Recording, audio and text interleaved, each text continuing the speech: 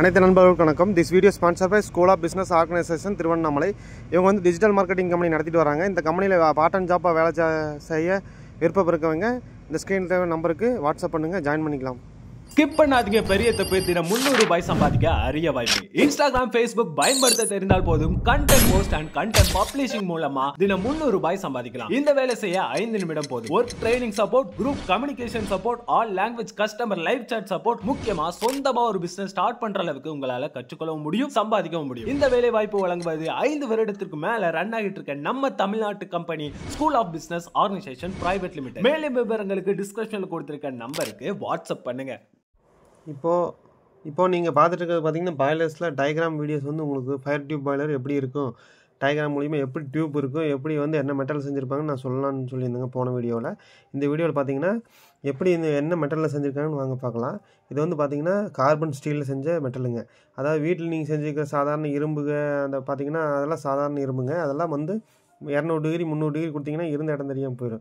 இதெல்லாம் பார்த்தீங்கன்னா 1200 டிகிரி வந்தாலும் உங்களுக்கு இந்த பைப்பெல்லாம் எதுவுமே உருகாதுங்க, வளையாதுங்க. அதுக்கு தகுந்த மாதிரி தான் கார்பன் ஸ்டீல்னு ஒரு மெட்டலில் வந்து இதை வந்து செஞ்சுருப்பாங்க. சரிங்களா? இது ஏன் வந்து 1200 டிகிரி வைக்கிறாங்கன்னா, ஏன்னா நீங்கள் தண்ணியோட வீட்லாம் பார்த்தீங்கன்னா 100 டிகிரி 90 டிகிரி வந்தாவே ஸ்டீம் ஆயிரும். ஆனால் வந்து பாய்லருக்குள்ளே பார்த்தீங்கன்னா தண்ணியோட கொள்ளளவு வந்து 10,000 லிட்ரு 50 லிட்ரு அந்த மாதிரி 1 லட்சம் லிட்டர் இருக்கிற பாய்லர்ஸ்லாம் இருக்குது உள்ளே பிடிக்கும். அந்த 1 லட்சம் லிட்டர் நீங்கள் கொண்டு போய் தண்ணி சூடு பண்ணணும்னா நீங்கள் சாதாரண வந்து 90 டிகிரி 100 டிகிரி வச்சுக்கிட்டுலாம் நீங்கள் சூடு பண்ணிலாம் எப்போவுமே ப்ராசஸ் தேவையான ஸ்டீம் எடுத்துருக்க முடியாதுங்க. சரிங்களா? அதுக்கு தகுந்த மாதிரி என்ன பண்ணணுன்னா நீங்கள் டெம்பரேச்சர் பார்த்தீங்கன்னா 800 degree 600 degree 1000 degree super heat பாய்லர்லாம் இருக்குதுங்க. அதெல்லாம் பார்த்தீங்கன்னா அதுலலாம் பார்த்தீங்கன்னா நீங்கள் 1000 டிகிரி கொடுக்க வேண்டியதும் இருக்குதுங்க. இது வந்து பார்த்தீங்கன்னா நார்மலாக வந்து 600 டிகிரி கொடுக்குறீங்கன்னு வைங்களேன். இன்லெட்டில் 600 டிகிரி கொடுத்தீங்கன்னா அவுட்லெட்டில் 300 டிகிரி தான் வரும். மிச்சம் 300 டிகிரி 400 டிகிரியை வந்து இதை அப்சர்வ் பண்ணி உள்ள வாட்டரை வந்து ஹீட் பண்ணி வந்து ஸ்டீமை வெளியே எடுத்து விடுறது. இப்படி தான் வந்து உங்களுக்கு இந்த ப்ராசஸில் இந்த வந்து பைப்பு ஒர்க் ஆகுதுங்க. சரிங்களா? இந்த பைப்பில் ஏன் வந்து இந்த மெட்டல் வச்சுருக்காங்க, இங்கெல்லாம் தண்ணி எங்கே நிற்கி அப்படின்னு பார்த்தீங்கன்னா இது வந்தீங்களா இதை அவுட்லெட் பாடின்னு வச்சுக்கங்களேன். அவுட்லெட் பாடி பாதி உடஞ்சி இருக்குது. ஏன் இந்த வீடியோ காட்டுறீங்கன்னா இப்போ தான் இந்த வீடியோ காட்டுற காரணம் என்னென்னா இப்போ தான் உங்களுக்கு உள்ளே என்ன மெட்டலில் செஞ்சுருக்காங்க அப்படிங்கிற உங்களுக்கு தெளிவாக சரி எப்படி மேனுஃபேக்சர் பண்ணி வச்சுருக்காங்க அப்படிங்கிறது. இதை வந்து பார்த்திங்கன்னா இது வெளியே இருக்க பாடி, இந்த பாடி இப்படி கவர் பண்ணியிருந்தால் என்ன ஆகுங்க, இதுக்கு சந்துக்குள்ளே இங்கே பார்த்தீங்களா இந்த சந்துக்குள்ளேலாம் தண்ணி நிற்குங்க. ஏன்னா சந்து கம்மியாக இருக்குது, அதுக்குள்ளே தண்ணி இருக்குமானா இருக்கும். இந்த சந்துக்குள்ளேலாம் தண்ணி இருக்கும். தண்ணி இதை ஒட்டி இருந்தால் இதை ஒட்டிகிட்டு இருக்கும்போது அந்த பைப் வந்து இங்கே நெருப்பு இது வழியாக இங்கே இருக்குது பார்த்திங்களா அந்த ஹோல்ஸ் வழியாக நெருப்பு இப்படி உள்ளே போகும்போது இந்த பைப்புக்கு அவுட்லெட்டில் இருக்கிற தண்ணி உங்களுக்கு ஆட்டோமேட்டிக்காக ஹீட் ஆக ஆரம்பிக்கும். சரிங்களா? இந்த சந்துக்குள்ளே இருக்கிறது அப்புறம் இந்த பாடி கீழே உள்ள சந்து இந்த சந்து இதுக்குள்ளெல்லாம் தண்ணி நிற்குங்க. இது வழியாக வந்து நெருப்பு போகும், இதுக்குள்ளே தண்ணி வராது. தண்ணி அப்படி வருதுன்னா இது வந்து டேமேஜ் ஆயிடுச்சுன்னு அர்த்தம். அப்போ அது நீங்கள் அந்த டியூப்பை வந்து ஆட்டோமேட்டிக்காக இது எல்லாமே மாற்றணுமா அப்படின்னா ஒன்றும் கிடையாதுங்க. இப்போ இங்கே வந்து பார்த்தீங்கன்னா இது ஒரு 4 ஓட்டைன்னு வைங்களேன். இந்த 4 ஹோல்ஸில் வந்து தண்ணி இங்கே வெளியே வருதுன்னா இந்த 4 பைப்பு தான் ப்ராப்ளம், மற்றபடி வேறு எதுவும் பிரச்சனை இல்லை. இப்போ இந்த உள்ளதும் தண்ணி வருது, நெருப்பு ஒரு இடத்துல இங்கே தண்ணி வெளியே வருது அப்படின்னா இந்த டியூப் டேமேஜ் ஆகிடுச்சு. இந்த முன்னாடி இருக்கிற ஏரியாவில் டம்மி டேமேஜ் ஆகிருக்கலாம், இல்லை உள்ளே வந்து இந்த இடத்துல எது பஸ் ஆகிருக்கலாம். அதாவது நீங்கள் டியூப் க்ளீன் பண்ணும்போது தேவையில்லாமல் எக்ஸ்ட்ரா ராடுகளை போட்டு பண்ணி உடச்சிட்டு அந்த மாதிரிலாம் பண்ணக்கூடாதுங்க. ஷார்ட் ப்ரஷ் தான் வச்சு தான் நீங்கள் யூஸ் பண்ணணும். அப்படி பண்ணும்போது வந்து உள்ளே தேய்மானமாகாமல் டியூப் ரொம்ப நாளைக்கு வந்து உழைக்கி. சரிங்களா? அது வந்து ஹார்டான பைப்புகளை போட்டு ஒவ்வொரு பக்கம் பார்த்தீங்கன்னா நானே பார்த்துருக்கேன். நிறைய பக்கம் வந்து கம்பிகளை வச்சு பண்ணுவாங்க. கம்பி இருக்கலாம், கம்பிக்கு முன்னாடி ப்ரெஷ் தான் இருக்கணுங்க. அதை விட்டு போட்டு அந்த இடத்துல இரும்பை வச்சுட்டு நீங்கள் பண்ணிங்கன்னா தேய்மானமாகும். என்னங்க கத்தி தீட்டுற மாதிரி தான் தீட்ட உங்களுக்கு வந்து டியூப் தேஞ்சிட்டே போச்சுன்னா அப்புறம் ஓட்டை விழுந்துடும். அப்புறம் ஓட்டை விழுந்து என்னங்க தண்ணி வரும்.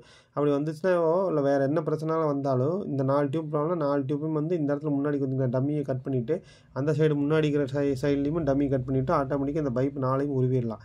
வெளியிருந்து உருவிடலாம். வெளியிருந்து இந்த பாடியெல்லாம் வெட்ட வேண்டியதெல்லாம் இல்லை. இந்த முன்னாடியே நின்று இதை உருவி எடுத்துகிட்டு இதே டியூப்பு தகுந்த மாதிரி வாங்கி கொண்டு வந்து போட்டு இந்த டியூப்புக்கும் வெல்ட் அடிச்சிக்கலாம். நம்ம நார்மலாக கம்பெனியில் இருக்கிற வெல்டர்ஸ் யூஸ் பண்ணக்கூடாது.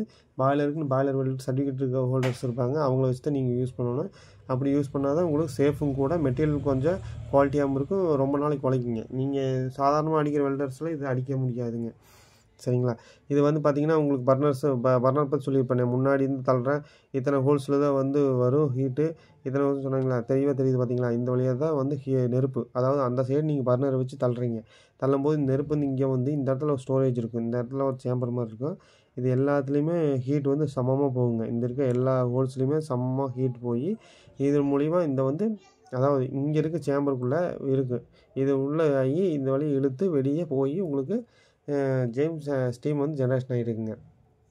ஏன் வந்து இது கார்பன் ஸ்டீலில் ஓடுறீங்க, எம்எஸ்ல இதுலேயே ஓடுறீங்களா, ஏன் வந்து இதெல்லாம் அடிக்கடி போயிடும், துருப்பிடிக்கும், வர நேரத்தில் துருப்பிடிச்ச மாதிரிலாம் இருக்குது அப்படி எஸ்எஸ்ல ஓட்டலாமே அப்படின்னு பார்த்தீங்கன்னா, எஸ்எஸ்ல ஓட்டிங்கன்னா காஸ்ட் அதிகம். அது இல்லாமல் வந்து எம்எஸ்ஓ கார்பன் ஸ்டீல் இந்த கார்பன் ஸ்டீல் மெட்டல் தான் வந்து ஹீட்டை வந்து நீங்கள் கம்மியான ஹீட் கொடுத்தீங்கன்னா அதிக ஹீட் வந்து இது பாடியில் பட்டு தண்ணி மேலே பட்டு நீங்கள் சீக்கிரமாக ஸ்டீம் வந்து ஜென்ரேட் ஆகும். இதே வந்து நீங்கள் எஸ்எஸ் மெட்டீரியல் கொண்டு போய் செஞ்சு வச்சுட்டிங்கன்னா எஸ்எஸ் வந்து பொறுத்த வரைக்கும் எஸ்எஸ் வந்து ஒரு ஹீட்டையோ கூலிங்கையோ வந்து வச்சிங்கன்னா அவுட்டரில் வெளியே போகக்கூடாது. அது அவ்வளோ சீக்கிரம் அதாவது 500 டிகிரி அது உள்ளே வச்சுருந்தீங்கன்னா 100 டிகிரி 150 டிகிரியை வச்சுக்கும், மிச்சம் இருக்கிற 350 டிகிரி வெளியே விடும். அப்படி விட்டால் உங்களுக்கு லாஸ் ஆகும். ஆனால் இதில் அப்படி இல்லை, 500 டிகிரி விட்டிங்கன்னா 500 டிகிரி அப்படியே வெளியே காட்டிடும். அதுதான் எம்எஸ்ஓ கார்பன் ஸ்டீலோட மெட்டலோட குவாலிட்டி. நம்மளுக்கு வந்து கம்மியான நெருப்பை கொடுத்து அதிகமான வாட்டரை அதாவது அதிகமான ஸ்டீமை வந்து ஜென்ரேட் பண்ணுறது தான் இந்த ப்ராசஸோட வேலை. அதனால தான் வந்து எல்லாருமே இது ப்ரிப்பேர் பண்ணுறாங்க. இது ஒன்றும் பிரச்சனை இல்லை, துருப்புலாம் பிடிக்கல. இவங்க வந்து பார்த்திங்கன்னா உங்களுக்கு அப்படி தான் தெரியும், அப்படியே இதெல்லாம் ஸ்லட்ஜுங்க, மேலே இருக்கிற ஸ்லட்ஜு. இது வந்து இந்த அளவுக்கு இருந்தால் ஓகே. இதை விட அதிகமாகி ரொம்ப ஸ்லட்ஜ் ஆகி சேறு மாதிரி ஆயிடுச்சுன்னா அது வந்து உள்ளே நீங்கள் அதிகமாக வெளியே இந்த ப்ளோடன் வால் வழியாக ஸ்லட்ஜுகளை வெளியே எடுக்காமல் விட்டதுனா காரணத்தினால இங்கே ஸ்டோரேஜ் ஆகி உங்களுக்கு என்ன இங்கே ஹீட்டு கொடுத்தாலும் இந்த பைப்புக்கு மேலே நிறைய லேயர்ஸ் வந்து ஃபார்ம் ஆகிடுச்சுன்னா தண்ணி மேலே வந்து அந்த ஹீட் படாமல் உங்களுக்கு ஸ்டீம் ஜென்ரேஷன் குறைய காரணம். அதுக்கு என்ன பண்ணணும், நீங்கள் அடிக்கடி வந்து சிபிடி ப்ளோடன் ஹெவி ப்ளோடன் அதெல்லாம் கொடுக்க இந்த மேலே இருக்கிற செட்டில்மெண்ட் எல்லாமே வெளியே போய் டியூப் வந்து நல்லாயிருக்கும். பாய்லர் ரொம்ப நாளைக்கு ஒரு 10 வருஷம் உழைக்கிற பாய்லர் 20 வருஷம் உழைக்குங்க. அதனால் வந்து நீங்கள் வந்து சிபிடியில் எல்லாமே இருக்குது. முடிஞ்ச வரைக்கும் உங்கள் கம்பெனியில் வந்து சிபிடி கொடுத்து டிடிஎஸ் வந்து 2000 தாங்க, 2000க்கு மேலே போகக்கூடாதீங்க. மேக்ஸிமம் 2000 தான் டார்கெட்டு. 2000க்கு மேலே போச்சுன்னா சிபிடியோ ஹெவி ப்ளோடன் கொடுத்து நீங்கள் கிளியர் பண்ணிக்கிட்டே இருங்க. அப்படி தான் பாய்லர் ரொம்ப நாளைக்கு உழைக்கி 10,000 20,000 கொண்டு போய் விட்டிங்கன்னா மாத கணக்கில் மெயின்டைன் பண்ணிட்டீங்கன்னா டியூப்போட குவாலிட்டி போயிடும். அப்புறம் பாய்லரையும் நீங்கள் மாற்ற வேண்டிய நிலைமைக்கு வந்துடும். அடுத்தடுத்த வீடியோவில் உங்களுக்கு வந்து பயனுள்ள தகவலை கொடுக்குறேன். நன்றி, வணக்கம்.